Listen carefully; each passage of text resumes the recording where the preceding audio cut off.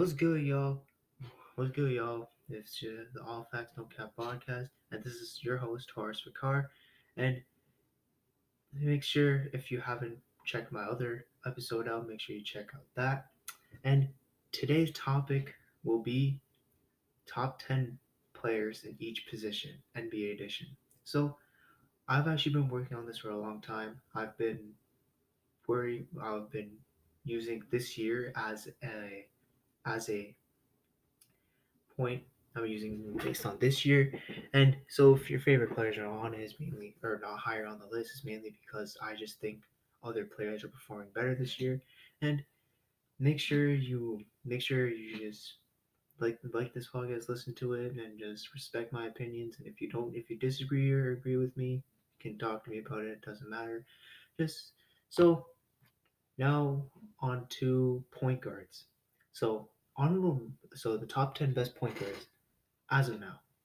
The honorable mentions are John Morant, Malcolm Brogdon, LaMelo Ball, John Wall, and Jamal Murray. Those guys could make the top 10, but these are honorable mentions. These players are very talented, and they're from a stacked position. This is really a good position. As for Malcolm Brogdon, he's probably an underrated point guard in the league, as he's averaging all-star caliber numbers, and the Pacers were pretty good. I think now they're starting to slack a little bit. But the Pacers have been pretty good. And he's also efficient from the field. And he also had one season where he had 50, 40, 90. And yeah, Malcolm Brogdon is a really good honorable mention. And John Morant. John Morant is honestly an athletic phenom. He's actually one of my favorite players. Like he has the talent, he has the talent of a top 50 player of all time. Not saying he is, he just has that talent. As if he did not have an injury, he would have put up better numbers. He probably would have been on this list. And the Grizzlies are actually a pretty good team. And he also won Rookie of the Year last year, and he was playing at an All-Star level. As for LaMelo Ball, he is a rookie, but yet he's already playing like he can be a top 10 point guard in the league as of now. Like he is definitely the front runner for Rookie of the Year. And he seems confident in everything he does and has many things to improve on. Really, just he's LaMelo Ball. Jamal Murray and Jamal Murray can score the damn ball. He's not having the season like people expected him to have because like they wanted him more. They thought the Nuggets would be a lot better, which the Nuggets are good, but Jamal Murray's kind of having an up and down year. And John Wall, man, John Wall, man, I just had to put him on this list. Like he's having a good year with the Houston Rockets. Just the Houston Rockets cannot win games, but yet he is showing his veteran presence to the team, and he's showing an impact to the team as well. Because he's having one of his most efficient years, and he's balling out, even though the Rockets aren't good. So, but now that that's out of the way, let's just go on to the top 10 best point guards as of now. So, at number 10, I have Russell Westbrook. And Russell Westbrook, man, I'm kind of sorry to put him at number 10 because, like, I know he has a huge name, and it just seems weird to call him at the number 10 rather than like top 8. But, like, there are better players, there are better point guards having better seasons than him, and he just needs to play for a better team. The Wizards aren't that good. He's not having a good year where I can just call him a top 8 point guard.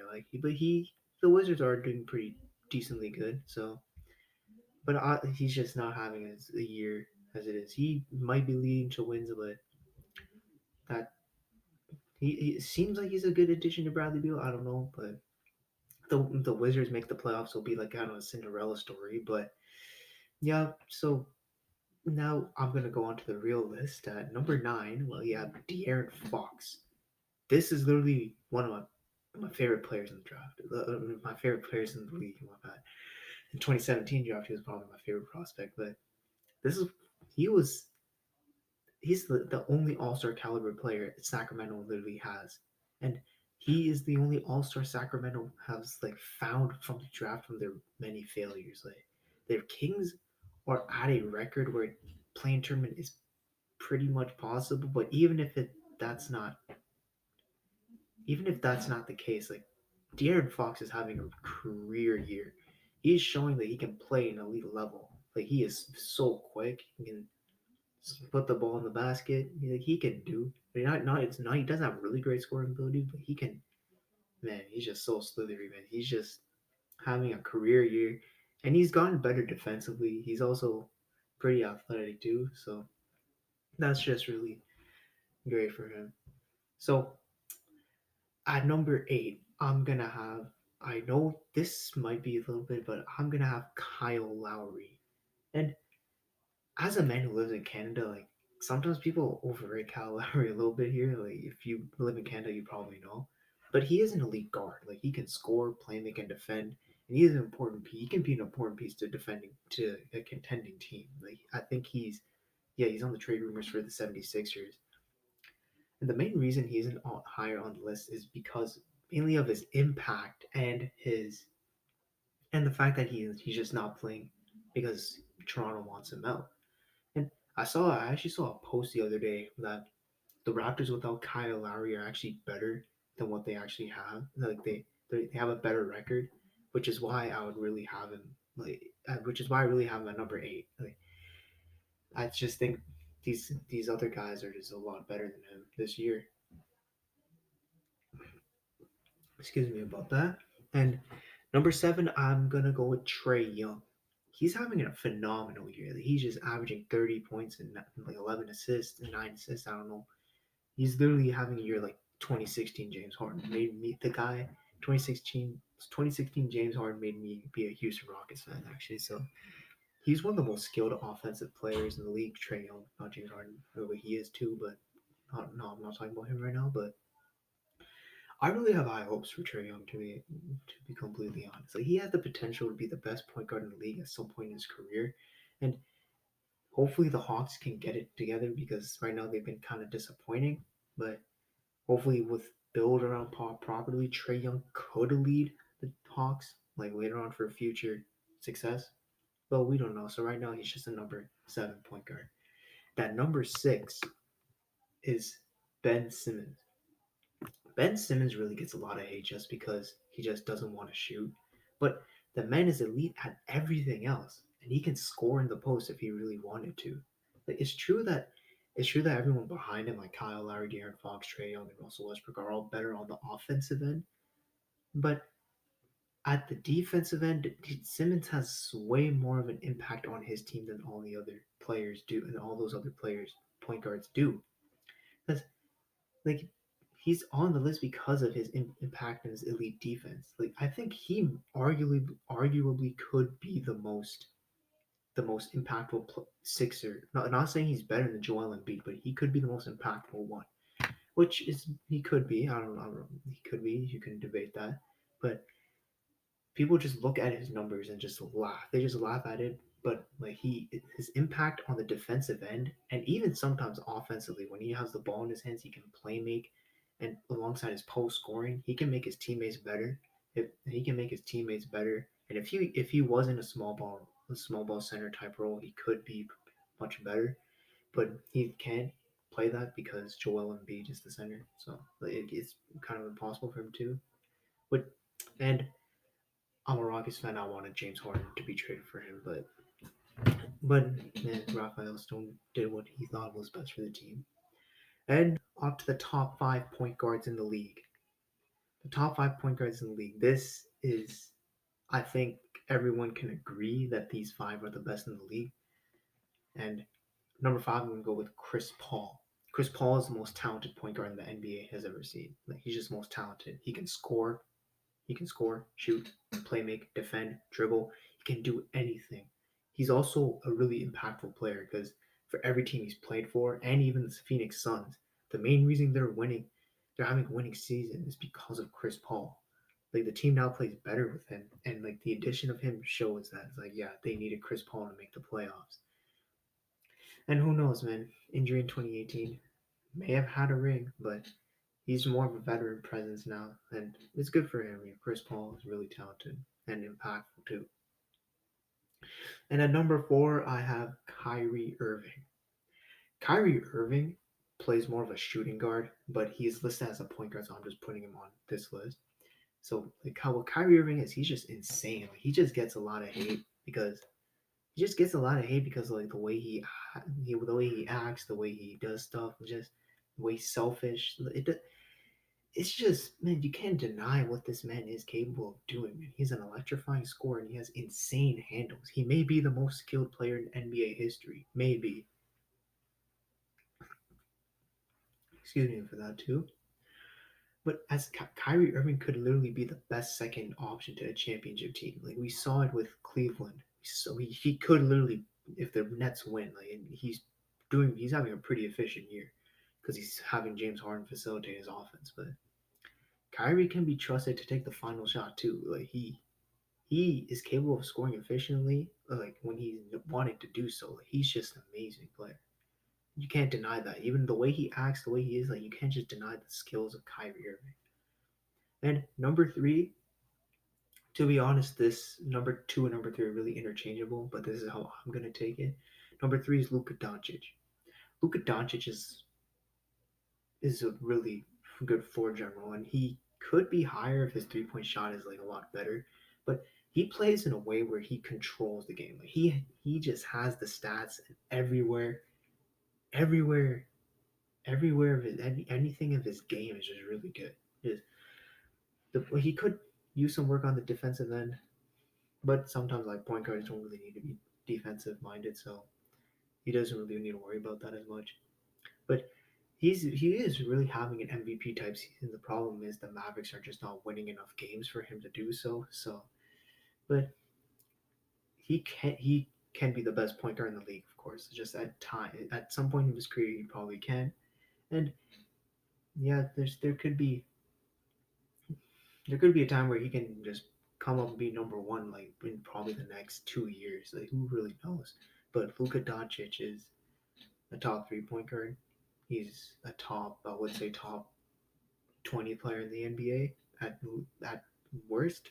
So yeah, so Luka Doncic at number three, and number two is Damian Lillard. Everyone knows what Dame is capable of doing.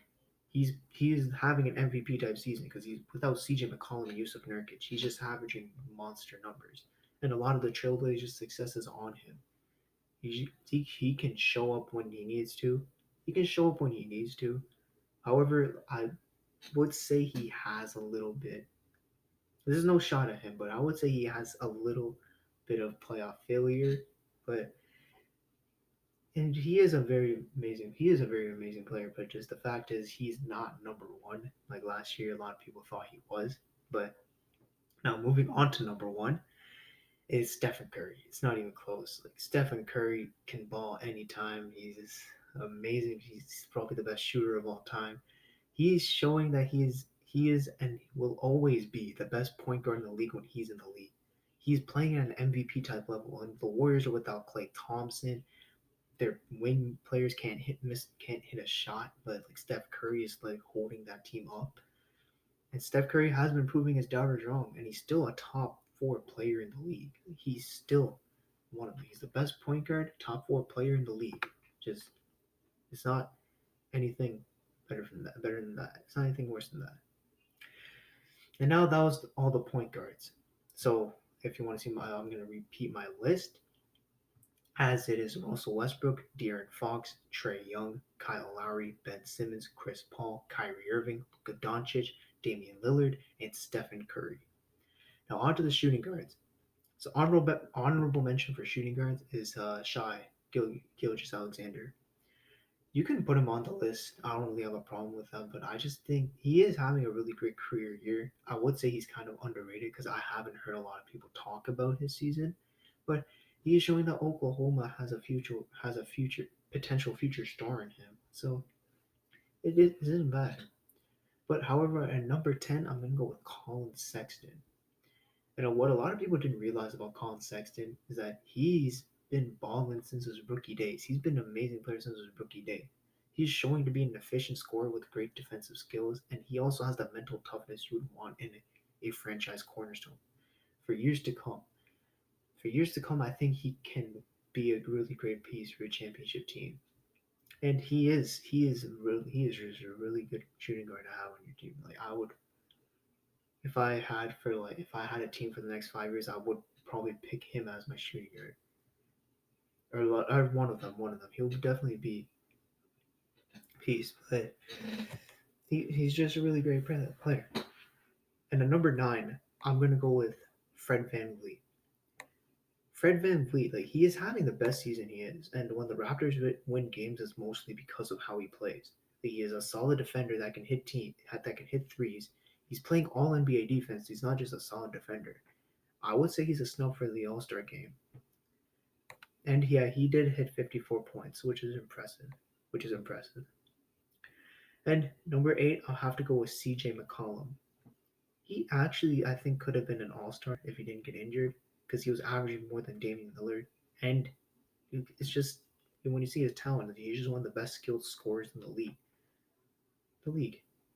Yeah, there's not much to say about him because of his injury. But now number 7, this might be a little controversial, but I'm just gonna go with Donovan Mitchell. And this is one of my favorite players in the NBA. This probably is my favorite player in the NBA, but I really love his athletic ability to score alongside with his 3-point jumper, but it sucks to put him as the seventh best shooting guard. I just think the guys above him are just having better years and are more impactful to the team to their teams. Like, I get them.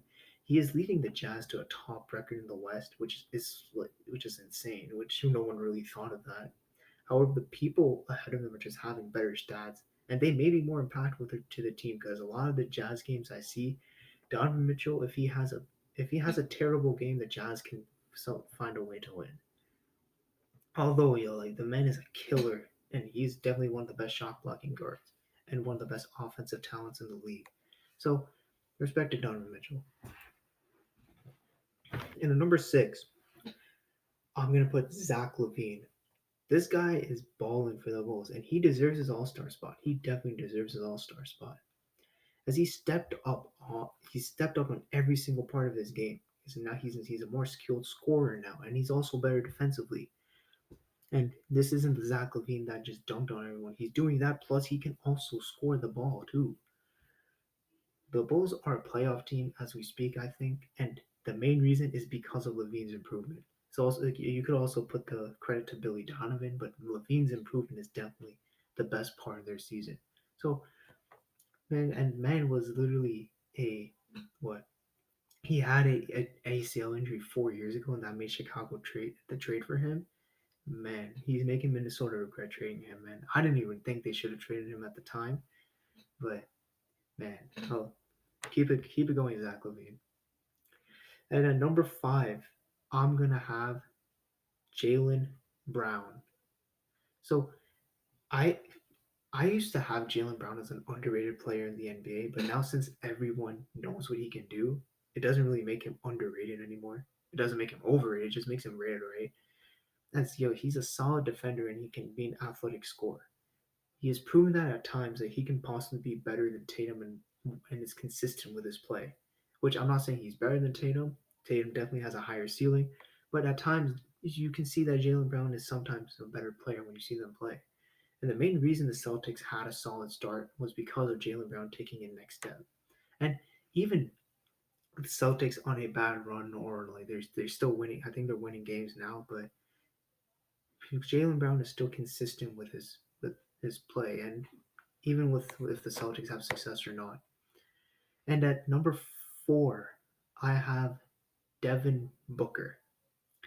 Devin Booker is like a skilled scorer. When the All Star selections came out and he wasn't on it, a lot of people were mad at that. I was not mad at it too because I knew he would have made it because Anthony Davis was gone. But Devin Booker, he's finally winning. He's finally now winning, and he's starting. And he has a decline in stats, but it doesn't matter. Like, he's scoring more efficiently, and he's winning, So, and he has a dub off the court, if you know what I mean. So it doesn't really matter. So number 3, I have Bradley Beal. Bradley Beal honestly is an example of super underrated to super overrated. Not saying he's ass, but that's just what it is. That's just what it is. But Bradley, the man's averaging 30 points per game, and and it's really shocking because a lot of people that won the scoring titles for like the past years, they were either a top 10 player in the NBA. And it's funny how a top 20 player at worst is just, or top 25 player at worst is leading the league in scoring. And yeah, he is keeping the Wizards' hopes alive.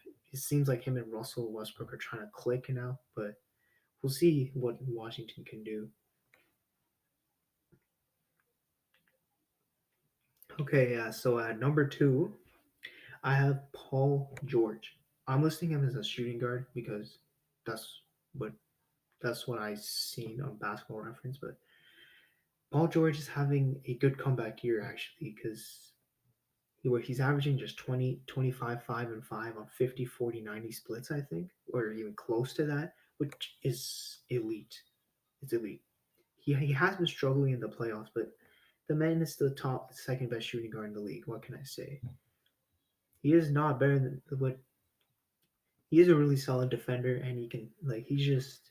I don't know if this Clippers' success would mainly be put on him yet. I think they just need a point guard, but if not Russell Westbrook, Paul George keeps this up and he does perform like this in the playoffs, I think the Clippers can be a problem.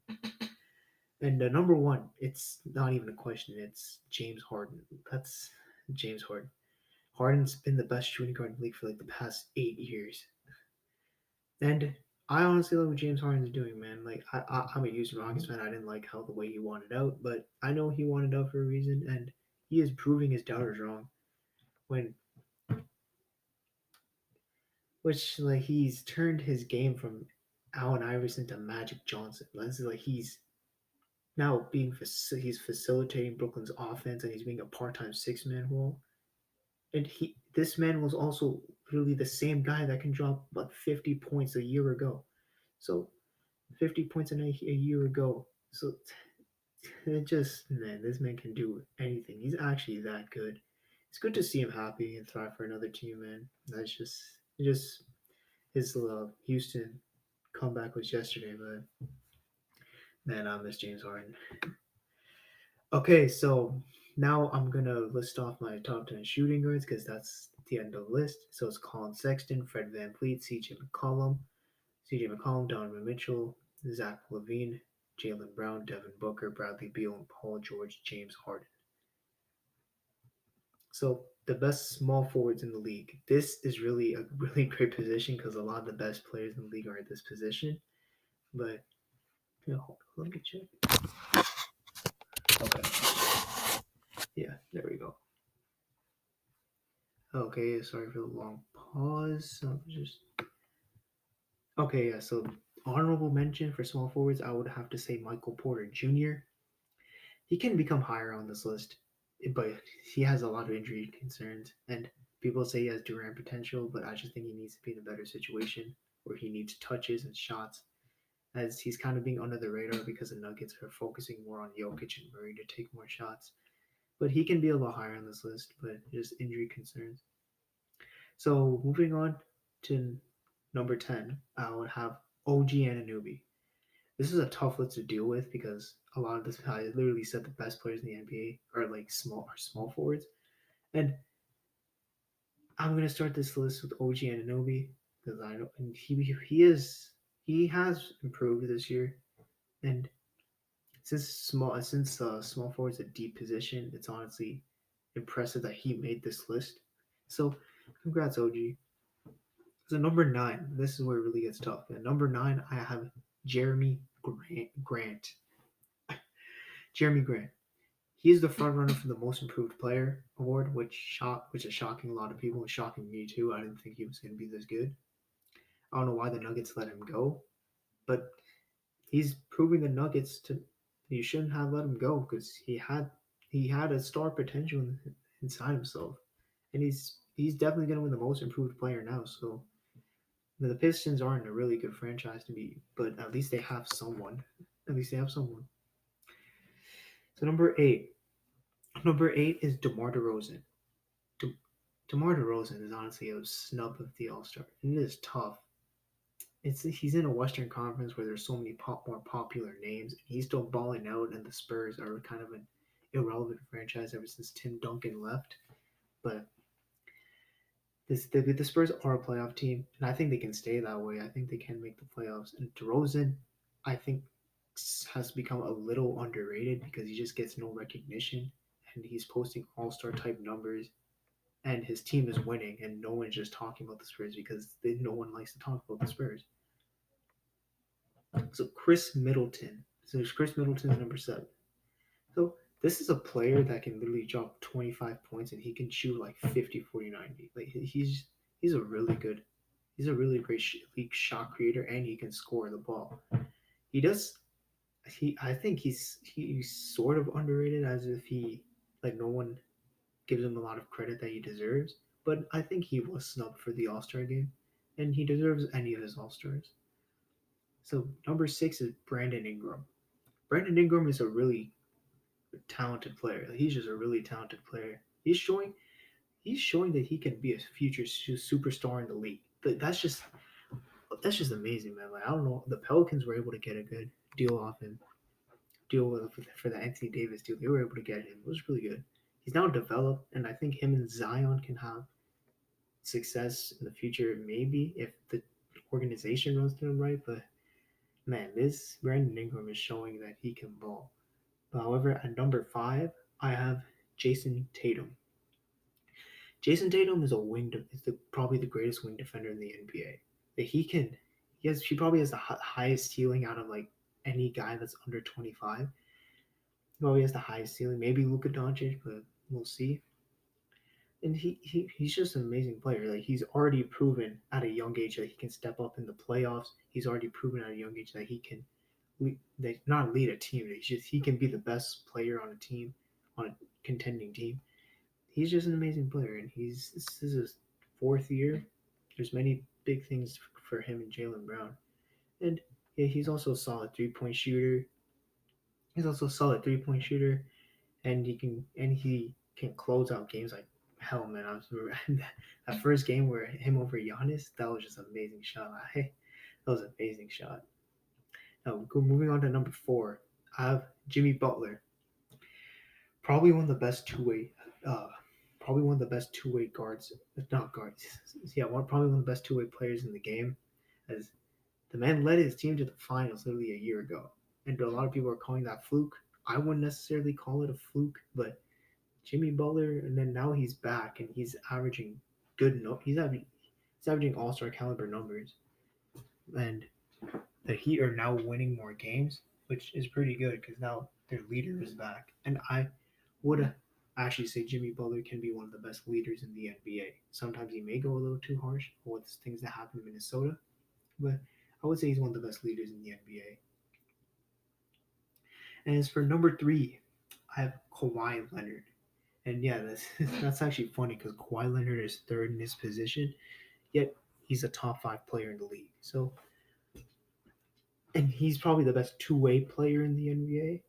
And that's honestly all I get to say of him. He's a quiet. I'm gonna say quiet on him. And number 2, guy who's always been number 2, Kevin Durant. Kevin Durant is having a really good comeback year as he's come back from the Achilles injury and he's averaging MVP type numbers. And he's averaging better numbers than his MVP season, which is more due to the game involvement. Which I actually could make an episode about that, but now I'm just gonna talk about Kevin Durant is probably the most talented scorer in the NBA has ever seen. Top 15 player of all time. A lot of people don't like to admit it because of his move to the Warriors. I hated it too, but we can't deny what this man is capable of doing. And at number 1, it's man, it's not even close. Oh man, I'm not even gonna say it because he's the best player in the NBA at the age of 36, and he's maintaining his body, and he's actually maintaining his body right by shooting efficiently, and he's not relying on his athleticism, which the guy spends a lot on his body. When people say this man takes steroids, that's just them hating. That's funny. That's goddamn stupid. No, just shut up. Just shut up. Oh man, it's LeBron James. Of course, if you're dumb and you didn't know what that meant, but here it is. So my top 10 small forwards are OG Anunoby, Jeremy Grant, DeMar DeRozan, Chris Middleton, Brandon Ingram, Jason Tatum, Jimmy Butler, Kawhi Leonard, Kevin Durant, and LeBron James. Now, moving on to power forwards. I really don't have honorable mentions for power forwards and centers. Actually, I may have one for centers, but I don't know. So, number 10 is LaMarcus Aldridge. I'm not really going to talk about him as much because he's more of a veteran piece and he's still a little productive. He's being on the Spurs, and like that's a young team. And he's just good. He's good as a veteran presence, and he's showing he's capable. We all know what his prime self was in the Trailblazers. It's pretty good. He was a really good mid-range shooter, and he was a solid defender, not the best, but yeah, he was a solid defender. And number 9, I have Tobias Harris. Tobias Harris, I think, was also a snub for the All Star game, but it was mainly due because of his team's success, and he deserves it, man. He's showing that he can be worth max money, and some of the Sixers' success is due to him, and he is behind Embiid in points per game on that team. So yeah, we just can't deny it. Tobias is a good player. And at number 8, I have John Collins.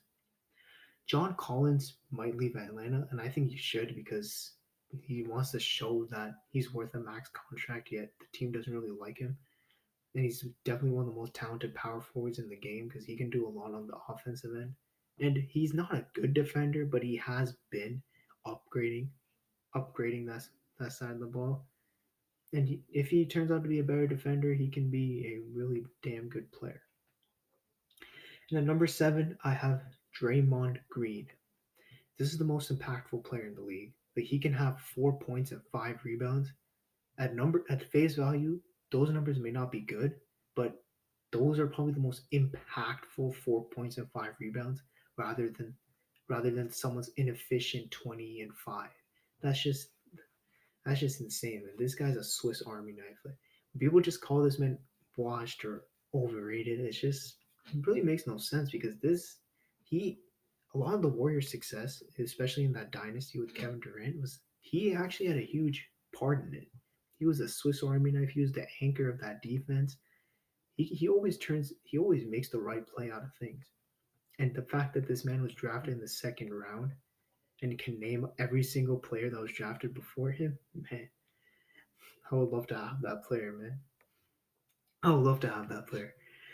So at number 6, we have Kristaps Porzingis.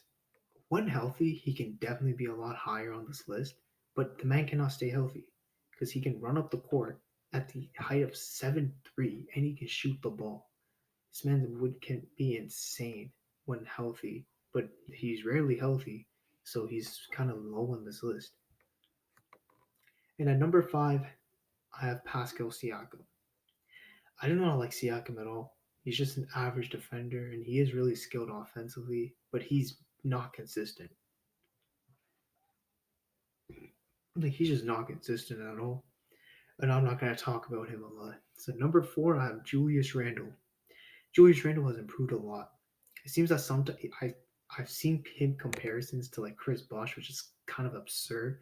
Actually, everyone's just disrespecting Chris Bosh like that. But like, come on, man, why Chris Bosh?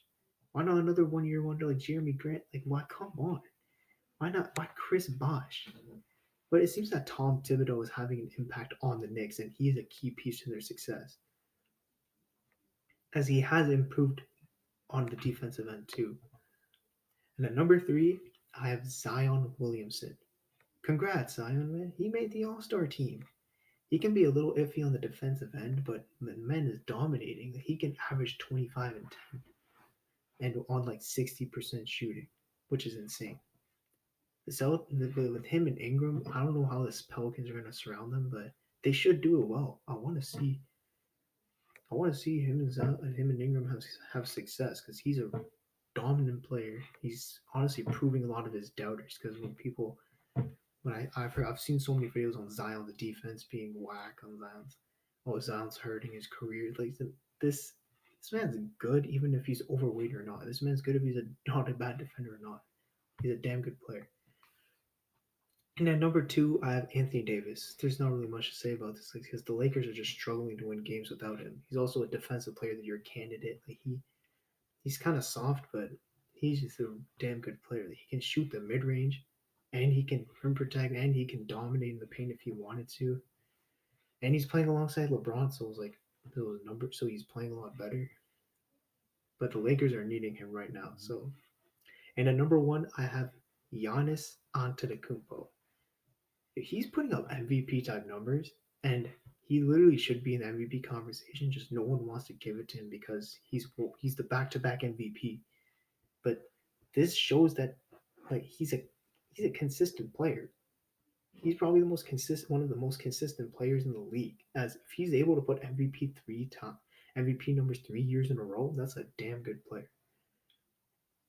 So okay, now recapping the power forwards, I have LaMarcus Aldridge, Tobias Harris, John Collins, Draymond Green, Kristaps Porzingis, Pascal Siakam, Julius Randle, Zion Williamson, Anthony Davis, and Giannis Antetokounmpo. So moving on to the best centers in the league. I have no honorable mentions, but I'm going to say 10 and 9 by itself. So 10 is Yusuf Nurkic, 9 is DeAndre Ayton. And I cannot really say a lot about them because I don't really know them a lot. Because I just know they're more traditional and they can both stretch the floor. But I know they're also solid rim protectors and they're both solid bigs to have on your team. And yeah, that's just all what there's enough to say about them. As Yusuf Nurkic has been out with an injury, so he may be lower on this list, but I don't know who else to put above him. And DeAndre Ayton, well, he's having Chris Paul, big impact, and he's also putting up decent numbers, but he's winning games. And at number 8, I have Christian Wood. This may be biased, but I don't care. Like, the Rockets need him bad. The Rockets need him bad. They're on a huge losing streak, and he's not playing because of his injury. And what Christian Wood has become, like, he's developed to shoot the ball on good efficiency. He's also a good defender on the perimeter, but he needs to work on his post defending. And he's an average rim protector, but if he learns more post moves and becomes a defensive anchor, this man can be higher on the list. He could have been most improved player, but had it not been the injury. But man, I love Christian Wood, man. I'm so glad the Rockets picked him up, but I just kind of feel sad for him because he's in the city of Houston. So now number 7 is Carl Anthony Towns, and he is and can be a lot higher on this list, but he's not really having his best year because of his off the court problems and issues, as he lost his a lot of his family members due to the virus, which is pretty sad. But this year, yeah, he can be a lot better when playing, and he's not having his best year, but he's dealing with off the court issues, so I'm not really going to say much about him yet. He's probably one of the most offensive talented big men the NBA has ever seen. That's a fact. And at number 6, I have Nikola Vucevic. A lot of people say he didn't deserve his All Star, but this is the definition of an underrated player to me. This guy is putting up All Star caliber numbers. He's an average defender. He isn't that good, but the man is putting up great offensive numbers, and he made the All Star and deserves it, and yet a lot of people aren't just saying he should, which kind of makes him underrated at this point. And at 5, I have Domantas Sabonis. Sabonis is really good. I remember I picked him up at fantasy, and some of my friends said he's the least deserved All Star, but and I said no, man, this man deserves his All Star, and now he's developing into a 3 level scorer. He's on the All Star team this year. Good, good. He's one of the only bigs that plays more of a traditional big man role, but he's flourishing with it. Him and Malcolm Brogdon are more are like kind of underrated because like no one talks about them, which I've said underrated a lot on this thing, but it's just true. Sabonis is developing in a 3 level scorer, and he's posting and he's averaging more points and I think rebounds too, and he's becoming more of a playmaker too. I mean, he's becoming an offensive phenom, and he's pretty above average defensively. I think if the Pacers can trade Miles Turner, maybe he can upgrade on that. But Miles Turner is also kind of underrated because he's a defensive player of the year candidate, and no one's talking about it a lot. Yet he's averaging the most blocks. Yet speaking of blocks, at number 4, I have Rudy Gobert. I think he's the best player on the Jazz. I think he's the best player on the Jazz, and he's the most important. Like he's solidified and mastered the ability to protect the rim. And this man's a really great defender. The Jazz rely on him too much defensively, and this man just doesn't care. That's the only thing he loves to do, and he does it well. Rudy Gobert is a top four center in the NBA, and that's a fact. He's just mastering like every single defensive capability. He could win his third defensive player of the year. I think Ben Simmons is a good first candidate, but Rudy Gobert is not that far behind. And at number three, I have Bam Adebayo. Bam Adebayo is the Heat weren't doing so well in the beginning of the year, but Bam was balling since then, and the Heat are winning games now, and Bam is still balling. Like he's I think he's probably the biggest snub for the All Star game. Not that Vucevic and Sabonis should have gotten cut, but Bam should have made that All Star game. Like that was amazing. He's just playing so well, and he's also having a Defensive Player of the Year candidate. Or no, he's not at one, but he's also having Defensive Player of the Year numbers too. He's just defense too, all NBA defense. That's a lot better. I don't know why it took me long to say that, but that's just the thing. Bam Adebayo was a top three center in the league. I finally just he became to admit it. And he also stepped up in the playoffs last year. I get it was the Heat, I get it was the bubble, but I think Bam can stay consistent with it. And okay, I first the center position for 2 and 1, I just decided to go with 1A, 1B. I think they're both number one, and they're both playing like number ones this year. But at 1B, I have Joel Embiid. At 1A, I have Nikola Jokic. And I get Embiid is having an MVP type season, but so is Jokic. But I'm going to talk on Embiid. So Embiid, this I think might be the final form of Embiid. I think this is his prime. We're watching it as we speak, and he's definitely the leading runner for the MVP. The Sixers are on the number one seed. He's putting up MVP type numbers. He's winning it, and his best player is probably Ben Simmons, which is a really great player, but he's not a top 10 player, top 15 player, and he's probably the most talented center because he's an elite rim protector and has a deadly mid range game. He's good on both sides of the ball and he's really good at post up moves. He's a really great post scorer. He's dominating the league with numbers he's putting up and he's leading the Sixers to the best record in the East. He is the MVP candidate. He's the number one. If the MVP award was given today, he would get it. But the reason why I would have Jokic at number one is at number 1A, my bad, it's because Jokic is probably the most skilled offensive big in NBA history, the best playmaker in the league. It's an argument, but he is a center and he's the best playmaker in the league. And he's also making the Nuggets a better team, whatever numbers, whatever the MVP numbers he's putting up. And he's definitely one of the top runners too. The Nuggets' success relies a lot on him. Without him, the Nuggets would be completely different, which is why I would take him over Embiid. Because when the Sixers are without Embiid, I think they could manage to win games, but the Nuggets without Jokic, I think Jokic has way more of an impact than Embiid does on the Sixers. You could debate with me, but I just think Jokic is a better big man for today's era. And that's it. So for the centers, I have Yusuf Nurkic, DeAndre Ayton, Christian Wood, Karl Anthony Towns, Nikola Vucevic, Domantas Sabonis, Rudy Gobert, Bam Adebayo, Joel Embiid at 1B, and Nikola Jokic at 1A. So this is it. I hope you're here till the end, and if you are, thanks for watching. Thanks for listening to this. It means a lot. And I'm gonna probably be posting a podcast at least twice a week. So hopefully this is probably my second time this week. This is my first basketball related content, and I really love to do this actually. Uh, just let me know what topics you want me to do next based on basketball, football, or maybe just anything impossible because next week I'm probably going to do something different than sports. So just make sure you look forward to that. And as always, all facts, no cap.